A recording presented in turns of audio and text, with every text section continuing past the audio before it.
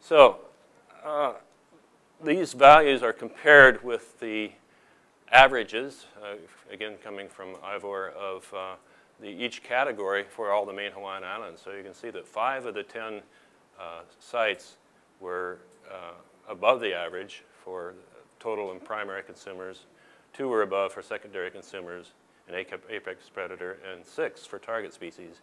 And again, the outstanding thing to see here is the highest abundances at the Oahu sites, not something that I think anyone would have expected. As far as introduced cryptogenic or invasive species, no introduced or invasive algae. That's lucky, but to be expected since they're primarily in shallow water, and all our surveys were done at approximately 20 to 30 feet. We found a total of only 14 cryptogenic invertebrates. Cryptogenic meaning neither demonstrably introduced or can you be sure that they're totally native, but they do have some indication that they might have characteristics of introduction. And most of these were minute hydroids, which were identified for us by Dale Calder of Toronto Museum. And we call them cryptogenic since they have only shown up since we started sampling for them, and he has been identifying. They could have been here for a very long time.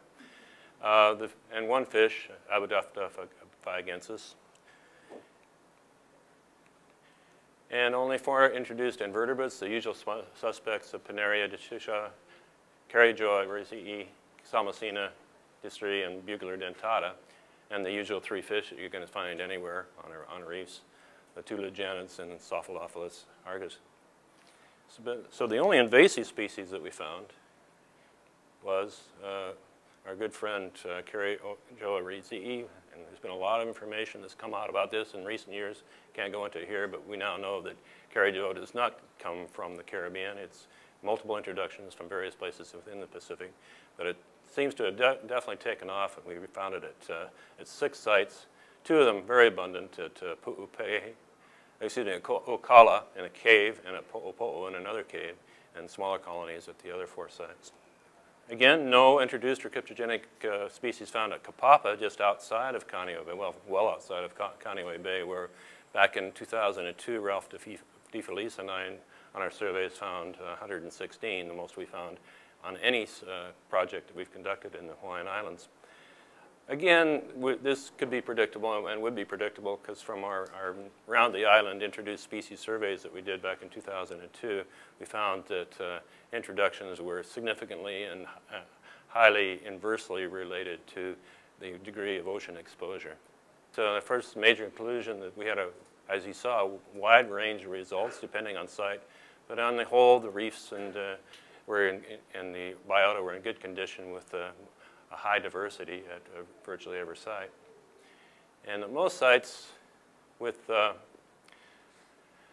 had high coral cover with many, a large range of size classes, and with minimal to no introduced invasive species, introduced species. The fish and total biomass exceed the main Hawaiian Island average at 5 of the 10 sites. And the biggest surprise again, high cover and high fish biomass at Oahu, but low at South Lanai, in or near an MLCD.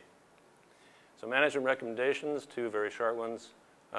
It appears that at least part of this, this dearth of fishes at Pu'upei might be due to illegal poaching, and it would behoove DOCAR to perhaps, if it's possible, to increase enforcement of whatever poaching might be going on. And also, it would probably be good to increase the MLCD size to increase Po'opo'o, since the 2 areas do have some things in common and would be desirable to have a larger area of protection. I think you should consider an MLCD for Ke'ahekaipo and include Manana Island in it. Ke'ahekaipo was, by Ivar's observation, an extremely high and unexpected fish biomass. It would seem to be worth protecting. And the one that I most strongly recommend is that the DAR, DOCAR, and the Kalaupapa National Park Service extend and increase their agreement for establishing a limited take MPA for the national parks islets.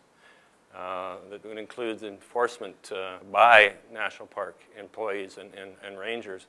It's a place that is where enforcement could, I think, very, very strongly be done, because it's right there within sight. The people are on site, and it would cost virtually no increase in DAR expenditures of personnel or funds. So the people that participated in this, Melanie and Louise, came into this project with virtually no experience in this type of work, and just took hold beautifully.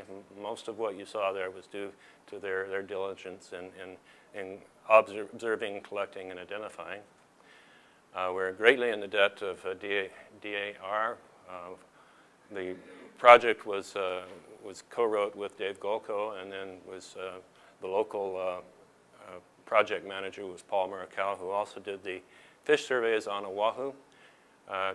The people on Maui stepped right up and provided us boat transportation for Lanai and the Maui sites under the jurisdiction of Russell Sparks with John Mitchell. Christy Wong did the fish surveys at Lanai, and Skippy Howe did the fish surveys at Maui. And as I said, Ivar was very helpful in making sense of the information they got.